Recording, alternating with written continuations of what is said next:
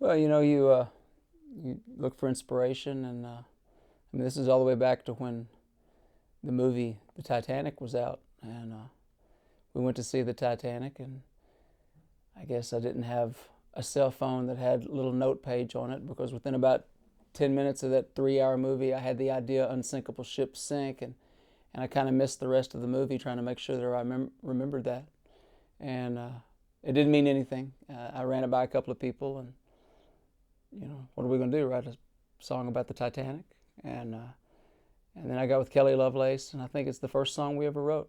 And he thought it was compelling, and we talked about what it meant, and we kind of landed on things that are impossible. And so then we kind of talked a lot about our own personal stories. I think the first verse was very autobiographical for both of us.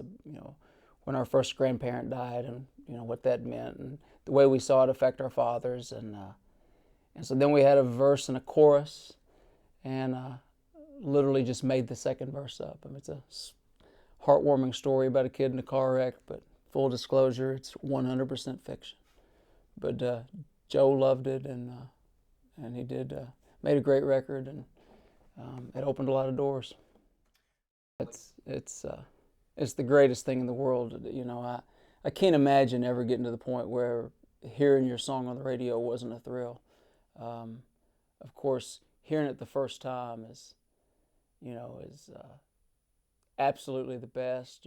There was a couple years ago that we had something new out, and we hadn't heard it yet, and it was late, and we were out, like we had a babysitter, and we had to stop by the ATM and get some cash to pay the babysitter, and it's like midnight or something, and I pull up to the machine, and I roll the window down at the scary dark ATM machine, and I run my hand out the window to put the card in the machine, and my wife starts screaming, and I like jerk my arm back in, and I just knew that something terrible was happening, and whatever that song was playing for the first time on the radio.